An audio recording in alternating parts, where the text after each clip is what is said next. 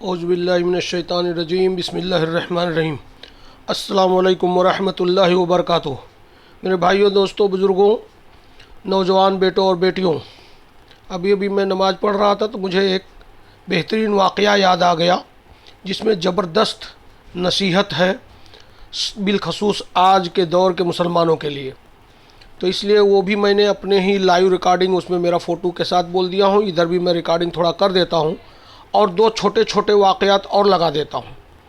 ایک واقعہ تو ایسے سننے اننے میں آتا تھا کہ کوئی اللہ والے تھے، اللہ کے بزرگ تھے، اور وہ جاتے تھے مسجد میں نماز پڑھنے، تو راستے میں کوئی بڈھی ہوتی تھی، اس کے پاس ایک بکری تھی، اور بکری کی کچھ بکریوں کو آپ لوگوں نے دیکھا ہوگا کہ زیادہ عمر کی ہو جاتی تو ان کو بکریوں کو بھی داڑھی آ جاتی چھوٹی سی۔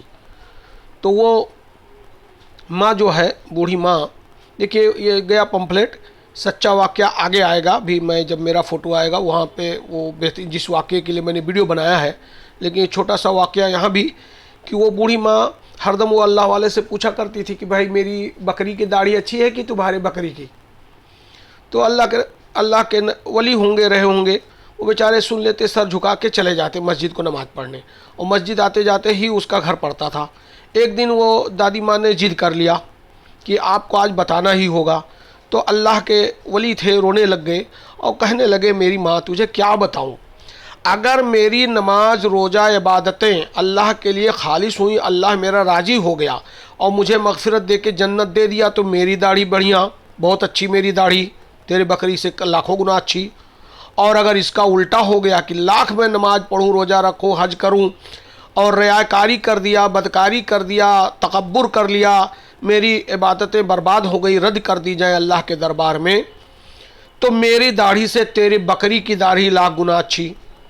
مسئلہ اصل یہ ہے، ایک چھوٹا سا واقعہ ادھر یاد آ گیا، میرے ویڈیو سے پہلے میں نے یہ بتا دیا، میرا ایک جو میں نے جس ویڈیو کے لیے بنایا ہے وہ ذرا سنیے، اس کے بعد پھر تھوڑا بات کریں گے۔ اعوذ باللہ من الشیطان الرجیم بسم اللہ الرحمن الرحیم۔ السلام علیکم ورحمۃ اللہ وبرکاتہ۔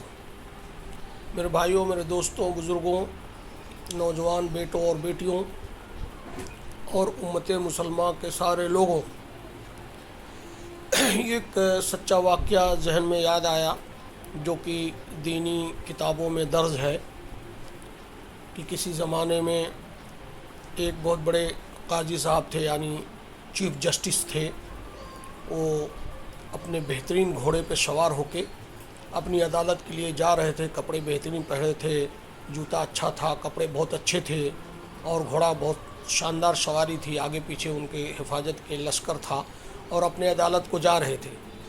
راستے میں ایک باغیچہ پڑا، باغیچے کے نیچے ایک یہودی تھا، اور وہ یہودی پھٹے حال تھا، کپڑے پھٹے ہوئے تھے، پیر میں جوتے نہیں، بھوکا ہوا تھا، کپڑے پھٹے تھے اور ادھر ادھر گھوم رہا تھا۔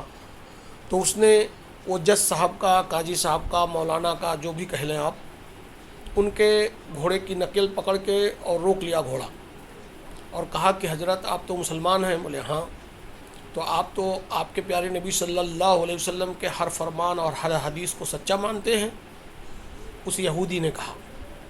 تو قاضی صاحب نے کہا بے شک، اس میں کوئی شبہ ہے، ہمارے نبی کا ایک ایک الفاظ، ایک ایک حدیث سب 100% صحیح ہے، 100% صحیح ہے۔ تو اس نے کہا تو یہاں الٹا دکھائی دے رہا ہے۔ تو انہوں نے کیا کہا، کیا الٹا دکھائی دے رہا ہے؟ انہوں نے کہا کہ تو آپ کے نبی نے کہا ہے کہ مومنین کے لیے دنیا قید خانہ ہے اور کافروں کے لیے دنیا جنت ہے۔ مومنین کے لیے دنیا قید خانہ ہے اور کافروں کے لیے جنت ہے، ہم یہودی ہیں، کافر ہیں؟ انہوں نے کہا بے شک۔ تو کہا تو یہاں الٹا ہو رہا ہے، آپ کے لیے قید خانہ ہونا چاہیے، تو آپ تو اتنے بہترین سواری میں ہیں اور اتنے بہترین منصب پہ ہیں، اچھے کپڑے ہیں، جوتے اچھے ہیں، محل اچھا ہے، اور آگے پیچھے سیکورٹی چل رہی ہے، تو آپ تو قید خانے میں ہونا چاہیے، تو آپ تو اتنے اچھے میں ہیں، آپ مومن ہوئے، اور میں کافر جو اس کے لیے کہا گیا ہے دنیا جنت ہے کافروں کے لیے، تو میں اس حال میں ہوں، میرے پاس پیر میں جوتے نہیں ہیں، کپڑے پھٹے ہوئے ہیں، 2 دن سے میں بھوکا ہوں، وغیرہ وغیرہ۔ تو انہوں نے کہا، قاضی صاحب نے، یہاں پہ ہم کو، آپ کو اور پورے امت مسلمہ کو، پوری دنیا کے لوگوں کو، مسلمانوں کو، پوری دنیا کے لوگوں کو، غیر مسلم مسلمان سب کو توجہ دینے کی بات ہے جو انہوں نے کہا، یہ ہے اسٹوری کا کلائمیکس، اصلی چیز۔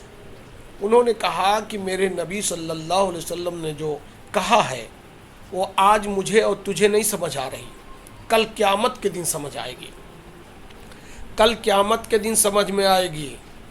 اگر ہم اتنی اچھے حالت میں دنیا میں ہوتے ہوئے اور اگر کسی بدعمالی، ریاکاری، کسی وجہ سے ہمارا فیصلہ جہنم کا ہو گیا تو مجھے یہ دنیا نہ، اگر ہم اپنے اچھے اعمال سے، ہم یہاں اچھے اعمال سے، نیک نیتی سے مسلمان ہو کے، اللہ کو راضی کر کے، نبی کی سنتوں پہ عمل ہو کے یہاں سے ہم جنت چلے گئے، آخرت میں کل قیامت کے دن ہمارے لیے جنت کا فیصلہ ہو گیا، تب پتہ لگے گا کہ واقعی جنت کی نعمتیں دیکھنے کے بعد لگے گا کہ دنیا میں تجھے جو لگ رہا ہے کہ اچھے گھوڑے ہیں، اچھے کپڑے، اچھے لباس ہیں، یہاں کی نعمتیں دنیا کی ملی ہوئی ہیں، وہ بیکار لگیں گی، حقیر لگیں گی۔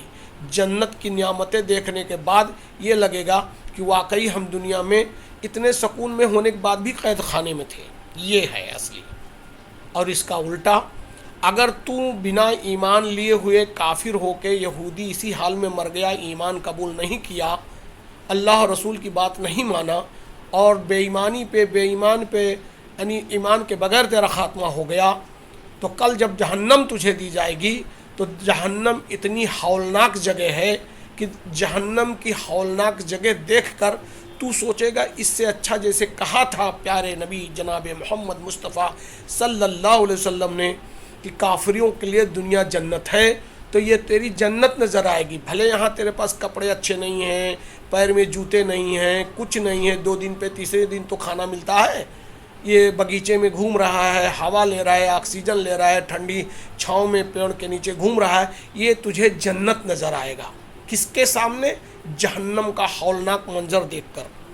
جہنم کا جب ہولناک منظر تو دیکھے گا تو تجھے لگے گا واقعی نبی نے جو کہا تھا کہ کافروں کے لیے دنیا جنت ہے، تو اتنے فتح حال پوزیشن میں بھی تجھے جنت نظر آئے گی یہ دنیا۔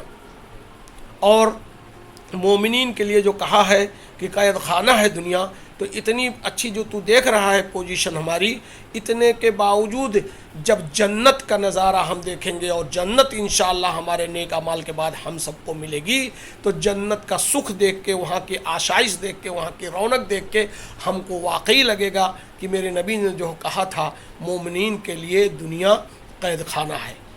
تو یہاں پہ یہ واقعہ مکمل ہو جاتا ہے۔ میں فوراً ابھی عشاء کی نماز پڑھنے کے بعد فوراً اس کو ریکارڈنگ کر رہا ہوں، ابھی تھوڑی دیر میں اپلوڈ کروں گا۔ اس کے بعد آگے پیچھے بھی تھوڑی سی بات کہوں گا انشاءاللہ اپنی طرف سے۔ اللہ کرے، اللہ کرے، اللہ کرے، اے اللہ رب العزت سارے عالم کے مسلمانوں کی جان مال آبرو عزت ایمان کی حفاظت فرمائیے، اور اپنے نبی کی بات، حدیث، سیرت، سنت پوری طرح سے زندگی میں ہمیں عمل پیرا ہونے کی توفیق عطا فرمائیے۔ اللہ کرے ہم کو بھی، ہمارے ویڈیو کو سننے والوں کو بھی، آگے فارورڈ کرنے والوں کو بھی دنیا اور آخرت کی بات سمجھ میں آ جائے۔ آمین آمین یا رب العالمین۔ چلیے، میرا ہی ویڈیو تھا، میں نے ہی کہا تھا۔ الحمدللہ۔ دیکھیے میرے بھائی، میرے دوستوں، کوشش اس بات کی ہے کہ سچے واقعات، اللہ والوں کے واقعات بیان کیے جائیں۔ جو لوگ پڑھ سکتے ہیں کتابوں میں پڑھ لیں، جو سن سکتے ہیں وہ بیٹھ کے مجلس میں سن لیں اور دل دماغ میں بٹھا لیں۔ ہمارے والد محترم ہر تقریر میں کہا کرتے تھے، غالباً علامہ اقبال کا شعر ہے کہ زباں سے کہہ دیا لا الہ تو کیا حاصل، دل و دماغ مسلمان نہیں تو کچھ بھی نہیں۔ اللہ ہمارے والدین کی مغفرت فرما کے انہیں جنت الفردوس عطا فرمائے۔ کلمہ پڑھ لینے سے، مسلمان کے گھر میں پیدا ہو جانے سے، عبد الرحمن، عبداللہ، عبد الکریم، عبد الرزاق، محمود خان، فلاں ڈھکان نام رکھ لینے سے مسلمان نہیں ہوتا۔ عمل سے زندگی بنتی ہے، جنت بھی جہنم بھی۔ یہ خاکی اپنی فطرت میں نہ نوری ہے نہ ناری ہے۔ اس لیے آگے ایک بوڑھی اور بکری والا واقعہ میں نے بتایا، وہ اللہ والے کا کیا جواب تھا۔ یہ جو واقعہ یہودی اور چیف جسٹس کا قاضی صاحب کا ہے، یہ غالباً بغداد شہر کا واقعہ ہے۔ اور اب آئیے قرآن حدیث کی طرف۔ قرآن حدیث میں نہ جانے کتنی جگہ، بے شمار جگہوں پہ دنیا کی حقیقت بتائی گئی ہے کہ اللہ رب العزت کے نگاہ میں دنیا میں جتنی آسائش، سونا چاندی، دھن دولت، گھر، بلڈنگ، پراپرٹی ہے، دنیا اور دنیا کی جتنی بھی چیزیں ہیں، اللہ کے نگاہ میں ایک مچھر کے 2 پر ہوتے ہیں، ایک پر کے برابر نہیں ہیں۔ یہ مسلم حدیث ہے، ہر انسان چھوٹا بڑا ایمان والا چھوٹا بڑا مسلمان ہر جانتا ہے، عالم حافظ اور جاہل سب جانتے ہیں کہ اللہ کے نگاہ میں پوری دنیا کی ساری چیزیں ملا کے مچھر کے ایک پر کے برابر نہیں ہیں۔ اس کا مطلب یہ ہوا صرف اور صرف ایمان کی قیمت ہے۔ مشہور حدیث ہے جس میں کہ ترازو میں ساری ساتوں زمین ساتوں آسمان ایک ترازو کے پلڑے میں رکھے جائیں گے اور دوسرے پلڑے میں صرف کاغذ پہ لکھا رہے گا لا الہ الا اللہ محمد رسول اللہ صلی اللہ علیہ وسلم، تو کاغذ والا پلڑا جھک جائے گا۔ اللہ کرے اللہ کرے اللہ کرے، میری اللہ رب العزت سے دعا ہے کہ ہماری یہ چھوٹی کوشش آپ لوگوں کے دل کو دستک دے، دروازہ کھلے اور ہم اور آپ صراط مستقیم پہ چلنے والے بن جائے۔ آمین آمین یا رب العالمین۔